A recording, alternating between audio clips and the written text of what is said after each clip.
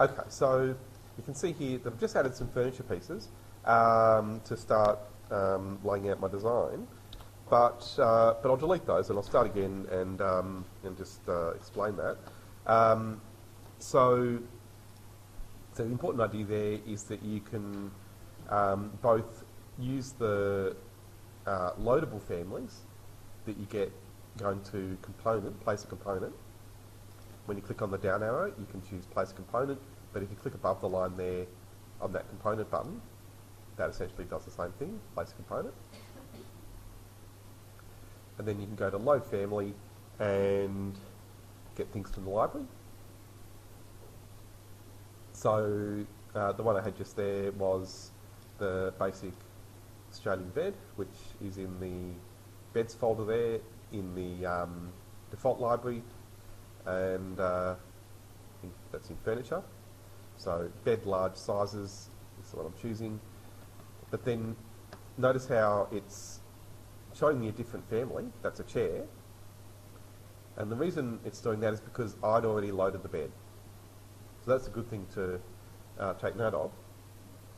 If you see that happen, if you go to load a family and it works, and it has worked, otherwise it would have told me there was a problem, but then you don't see it come up straight away in properties here, you need to have a look through the list there, and you will see it's in the list. So there it is. So there's my bed large sizes, and I've got the double king and queen. So I'll just go to the queen size maybe, and I can now place that bed. So I'll just go and load another one, just so it's clear. So I'll go back to place component, and again, I want to get something different now. So I go to load family, and I'll go to the Revit library on the P drive, just using my shortcut over there. Hopefully you all know how to browse to it if you need to. And then again, I'll go to this furniture folder, and again I'll just get something different. So maybe the contemporary seating. Let's choose that one.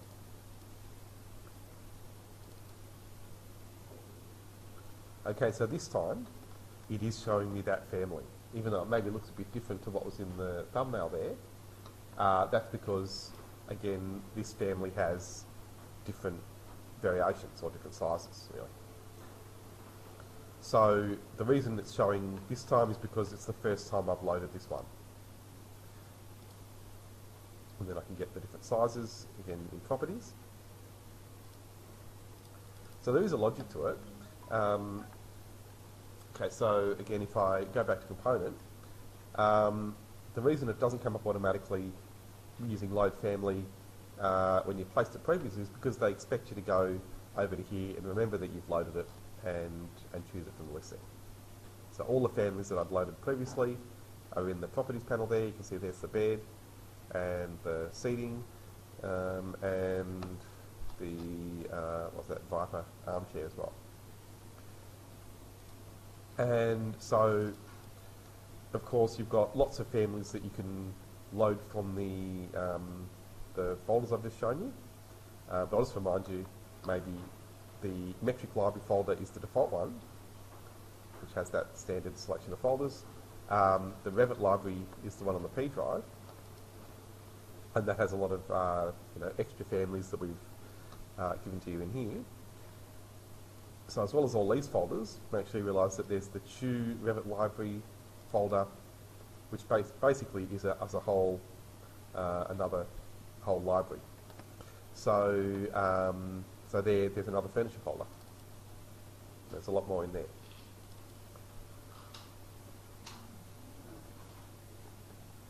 So half of it is just knowing where to source all of these different things, and so I can get a maybe a different chair from there. But that's still not enough. There are a lot more if you start searching online. Many of the furniture manufacturers will give you Revit files, and so going to just using Google. Okay, so some to be aware of: Herman Miller,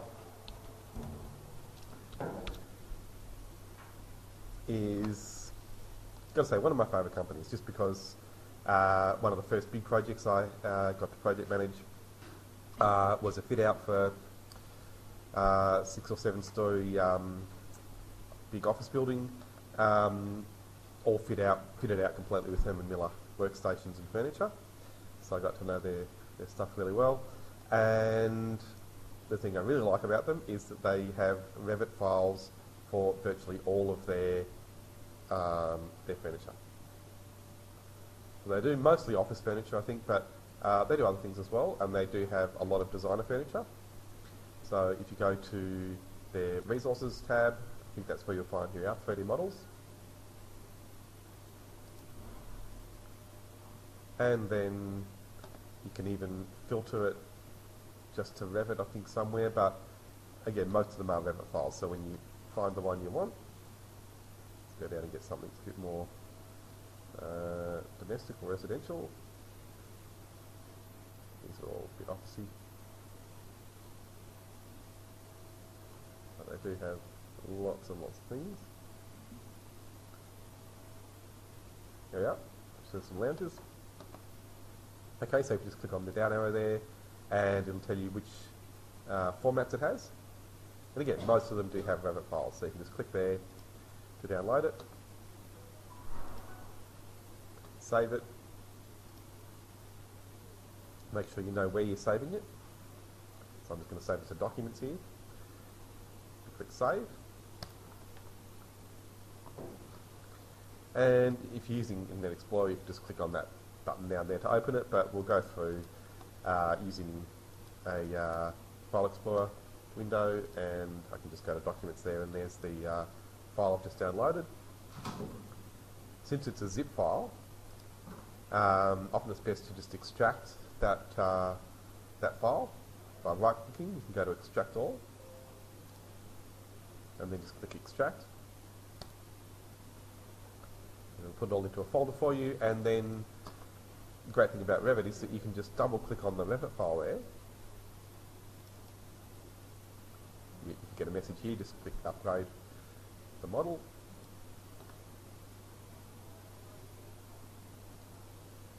Right, and that'll take us straight into Revit.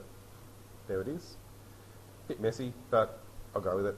And then loading the project on the ribbon there.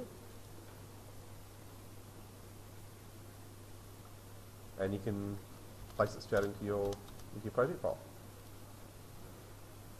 That's it. That's gone in. Now it's just not showing properly, but it has gone in. Got to watch out with some of these. What's it being hosted by? Yeah, it's somehow picked up the because I'm on the ground floor plan. That's me not thinking. So it is there, but I'll delete it, and then I'll go to the right one, lower floor. That's where I should have been. But remember, I've already loaded that family, so now I don't need to load it again. I can click on Component, Place Component. And so there, looking over in Properties, you can see it's definitely loaded. So I'm just pressing space to rotate it, and now if I place it, I can see it because I'm placing it on the level that has my floor. The reason it was hidden before is because it was going onto the ground below the floor and getting hidden by the floor.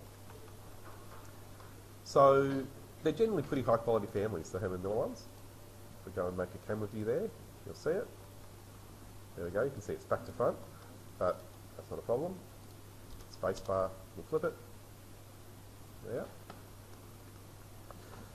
So Herman Miller's good, and then some others to think about. Just go right to Google.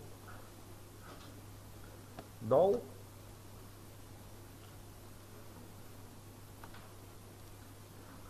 And I'll just tell you the spelling of that because the internet seems to be going really slowly today.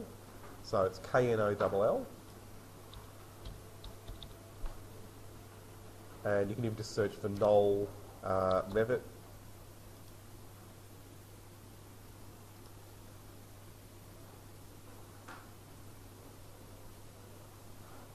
There we are. And it's fairly easy to download their Revit files as well, just like Herman Miller. And they do a lot of replicas of famous chairs like the Barcelona chair, yep, that's the one, yep, the famous mess, yep. And Herman Miller do have a version of that. I think Herman Miller actually own it, but yeah, lots of other companies make them. So they're good, and then you have sites just for Revit, like Revit City. It's good. BIM Object is okay. They're dragging it down with all of their, options that you don't need, like the shared parameters you might have seen that come up when you download some of the BIM Object families. So watch out for that. Apart from those, sometimes the best thing is just to search for Revit families.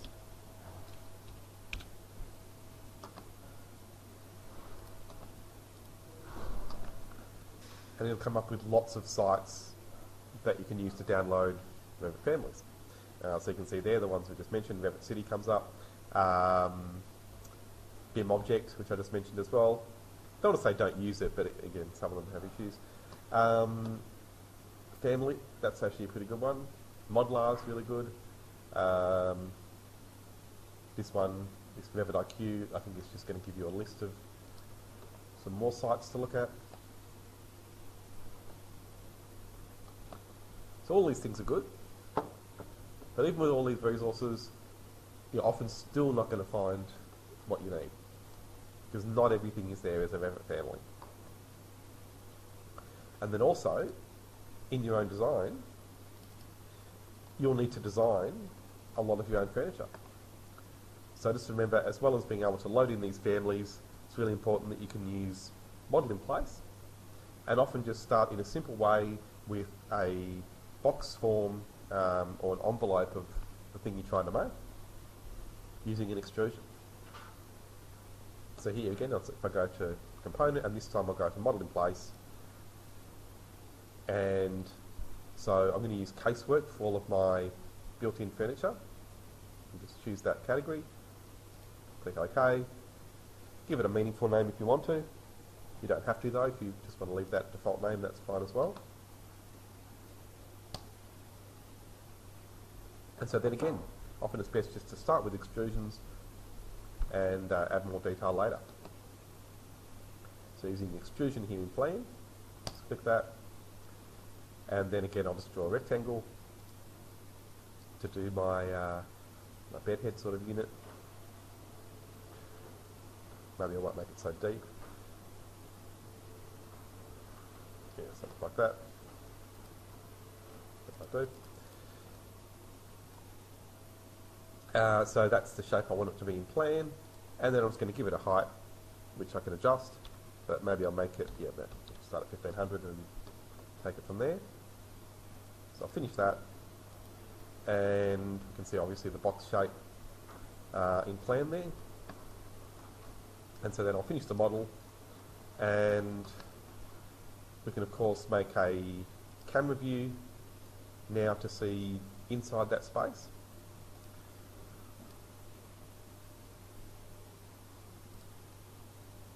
And you can adjust the height fairly easily in a camera view just by clicking and dragging on the arrows there. It's good to think about other views, so a section as well. Good pan, there's something going on there. I'll just use the pan tool over here then. Why isn't it giving me a pan? Ah, my views are disabled. Okay, there's something going on. Here we go, now it's working. Okay, so again, you can see now there's a section that I've got going through the space that's cutting through my bedroom. But if yours isn't there, you can always move that section, of course, to the right place. And you can make new sections as well, of course. So maybe I'll do that. There's the section tool up on the toolbar at the top there. So I'll do another section going across this way. It's looking to the right, I want it to look to the left, so I can always flip that and then change the depth of it as well to go over my building. So now over in Project Browser I've got two sections. Section 1 is the long one, and I can see the unit there and I can see the height, but then section 2 maybe makes it a bit clearer. because I can see that unit being cut through. And again, I can adjust the height. And then maybe just to add a little bit of detail, I'll go back to my correct floor plan. So I want to maybe cut a hole out of this unit. So the important idea there is that you don't go back to model in place to make a new element. If you want it to be grouped with something you've already made, you need to select it and then go to edit in place. And that's really important. So now I've got all of those modelling tools again, and I could make more extrusions and have them grouped with this one. Or I can go to void forms and make a void extrusion and cut a hole out of that one.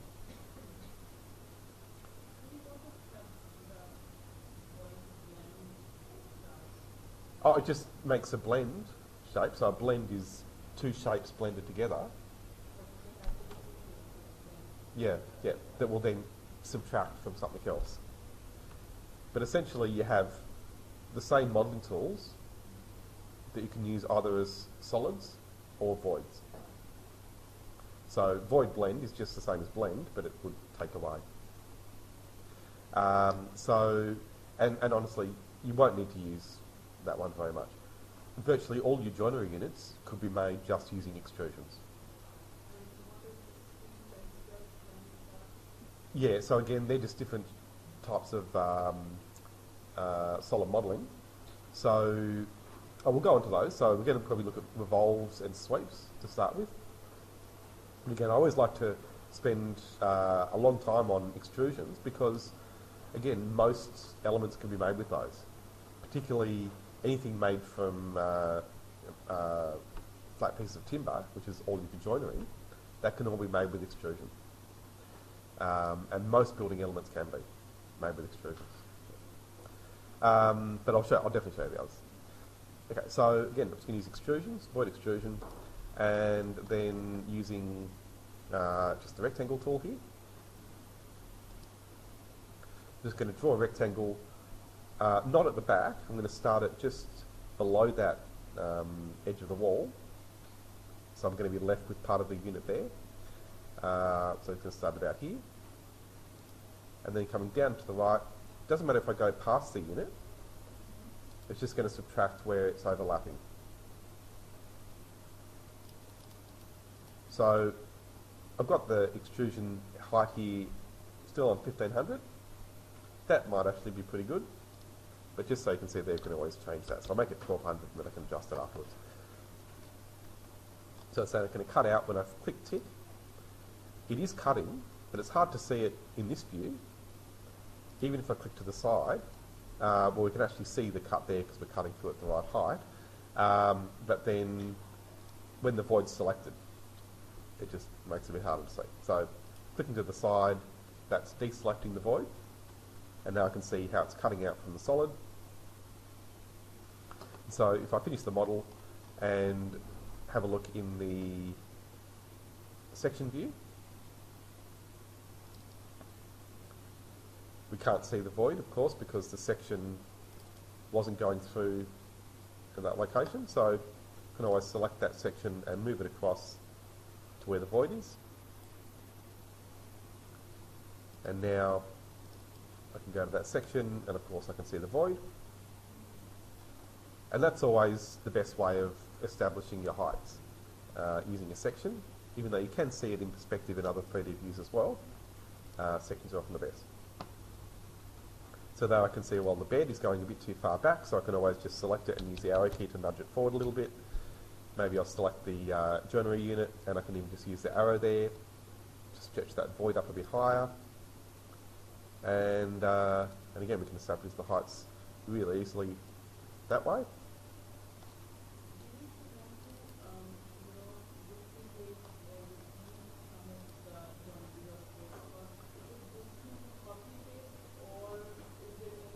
Oh, yeah, sure. So, okay, so you can use copy and paste anytime, but then you'll see as well you have this copy button.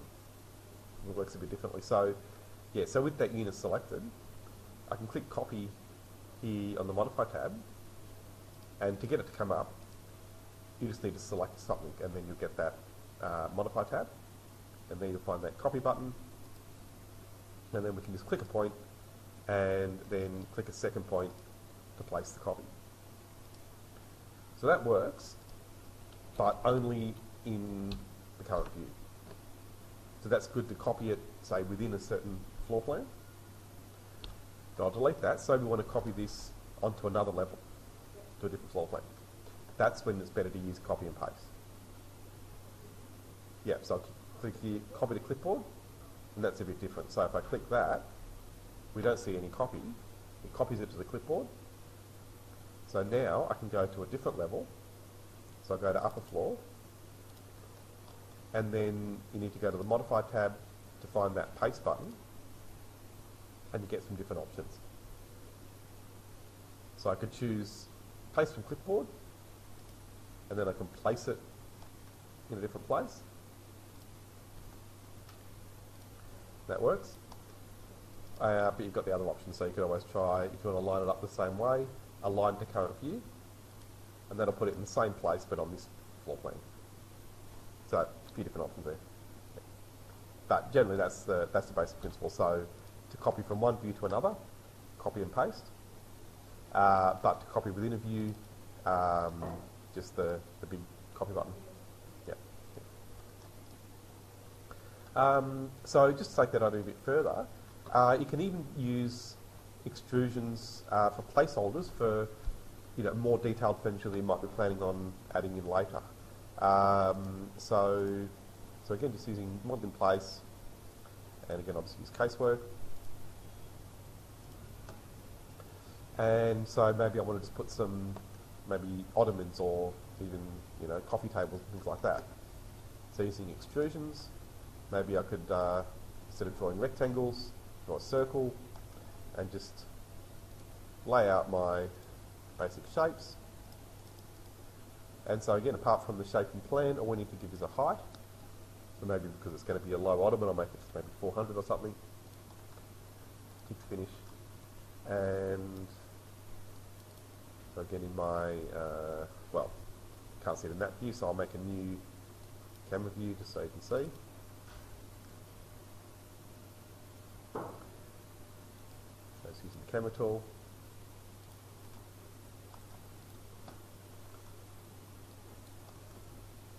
Okay, so little things like that, especially with modern design, often better to have simpler forms, just to set it all out. If you get too much detail, especially if they're not the right style, sometimes it just clutters up your design and makes it much harder to try and focus on the concept or the idea that you really want to work on. But again, don't be put off and think that you can't use any of these downloaded or loadable families. But again, it's a good option to have that way of just doing simpler forms, mostly with extrusions, and then we'll definitely look at the other modelling, maybe just to do it very, very quickly. One that I can show you with this ottoman here.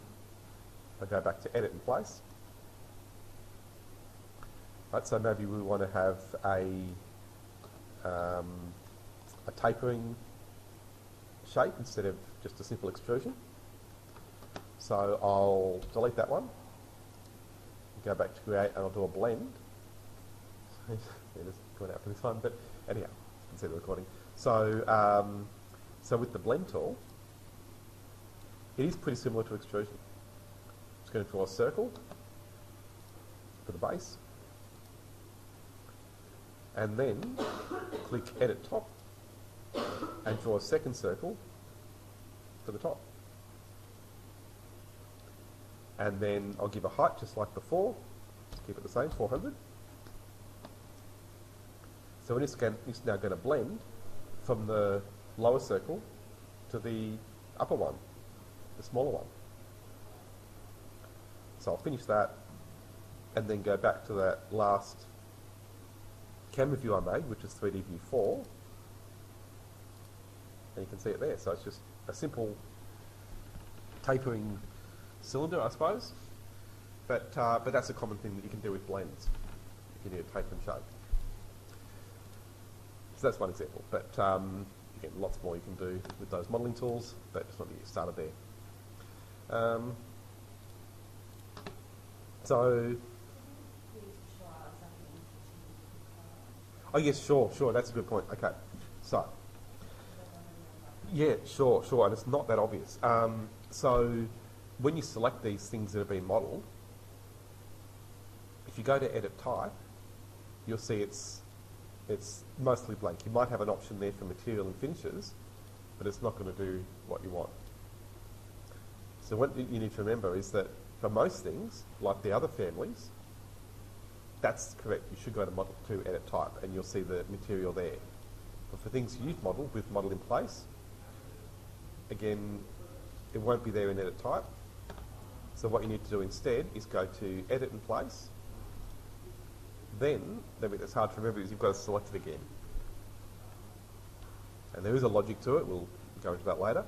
But for now, if you just remember, select the thing you've made a second time, and then you'll see over in Properties, you've got that material optional parameter.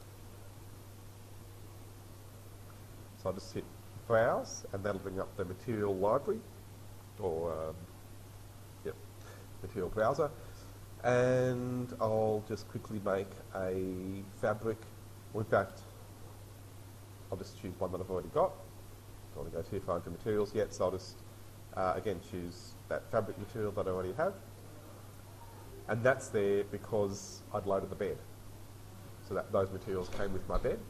So that's an easy way of getting some materials. When you load in a few families, you'll get some extra materials. And that's it, so I'll just click OK. And then you'll probably see there is a bit of an error. Yeah, oh no, it's working. Sometimes you'll see it doesn't come up first go, just a bit of a bug with 2018. So you might need to just check that. If you select it again, you can just go back to here, and the second time it always works. For some reason, first go, sometimes it doesn't. So that's it. So you can definitely set materials to anything you model. Yeah, that's good to remember that. Yep. Otherwise, though, don't forget when you're doing your planning that you've got the all the different basic wall and door and window tools for things like that. So when you're drawing in your walls, you might want to use the stud timber, maybe the stud timber 70, because this project is so tight you want to use the smallest wall you can. So stud timber 70 might fit in fairly well, and I'll just draw in maybe a bit of a partition here.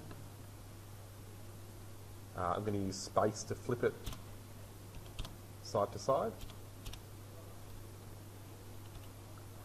and then maybe can adjust that.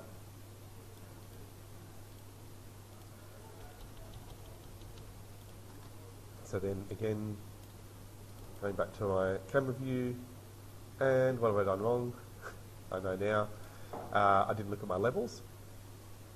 So there's my wall, and I forgot that I'd put in a street level, which it's picked up as the next level above lower floor. So if you see this happening, all you need to do is change the top of your floor up to the level you want. So the top of your wall, sorry, up to the level you want. So you can always do that after you've made the wall. Over here, I'm just going to set it to go to upper floor. And there we are.